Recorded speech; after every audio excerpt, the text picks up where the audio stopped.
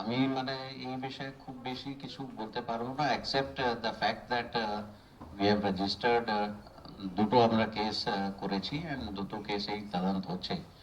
এর বাইরে এই মুহূর্তে কিছু বলা সম্ভব নেই। Maybe on some other date and later on bill আমরা পরে এই বিষয়ে কিছু বলতে চাইবো। অ্যান্ড সুপ্রিম কোর্টে যে ম্যাটার আছে সেটা যেহেতু মাননীয় আদালতে পৌঁছেছে, তো ওই বিষয়ে আর কিছু এই মুহূর্তে বলা যাবে না।